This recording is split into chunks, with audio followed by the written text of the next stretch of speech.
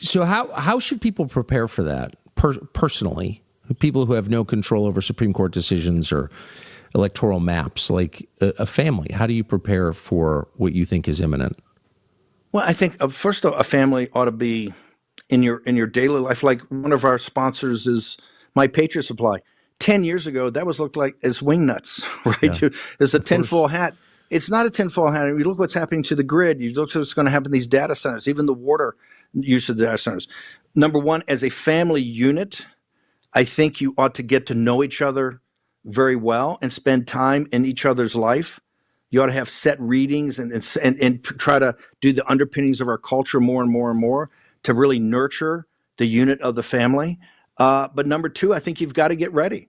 You have to think through, not to be paranoid, but to say, look, in modernity, there's going to be a lot of risk. How as we as a unit rationally mitigate that risk? How do we mitigate the risk to our family, to our food supply, to electricity, to our phones and communications? Let's just go through and maybe assign a great task for a 12-year-old. Hey, think this through for us. So assign all the risk out there for the family without being paranoid and go through a risk mitigation exercise.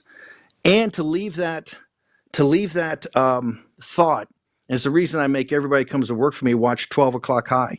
It's a movie made in the 1940s. There's only 2 films shown at Harvard Business School. And they showed this film about organizational behavior and how you change an organization to make it excellent, right?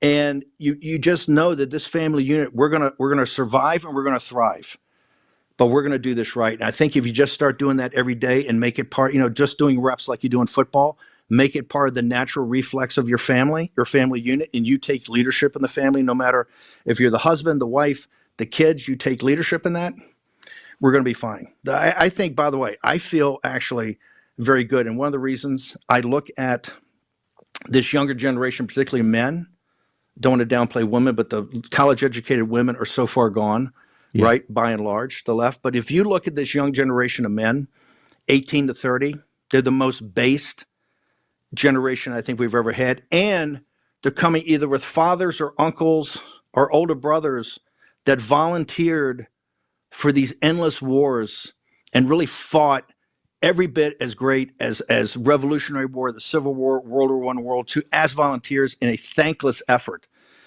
that you might add was pointless too. And I think that the strength of that, coupled with this kind of base and the return to, I think you're seeing a return to not just Christian values and reading the Bible, but an interest in the underpinnings of philosophy and theology for the West. They want to know more about Western culture. They want to know why modernity has outlawed American, basically traditional culture.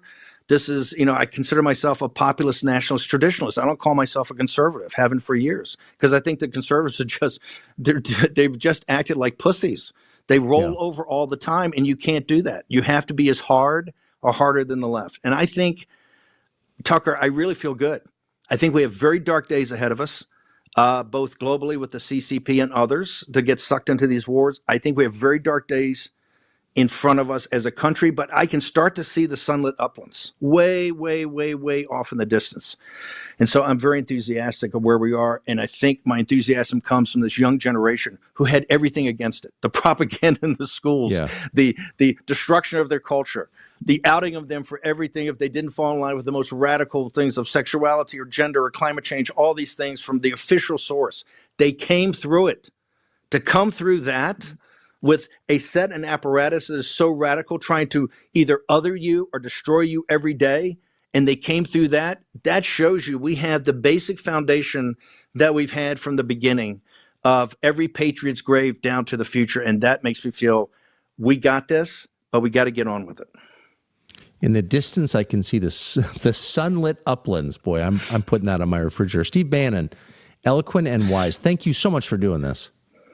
Tucker, always an honor, and an honor to fight in the trenches with you. You have taken amazing abuse for helping lead this country to. Oh, it's incredible. I mean, it's what you and what I love about it. You're still the same Tucker Carlson. You're a hell fellow well met. You're a nice guy. You haven't become cynical. You haven't become nasty, and people don't, I think, realize all the pressure under. but you're one of the leaders in this country, and we're getting to a better place. We're getting towards that sunlit uplands because guys like you are at the tip of the spear in this fight. Well, thanks. Well, my wife doesn't even know what happened, so it's in my house. It's not even real. So fun. Steve Bannon, great to see you, man. Thank you.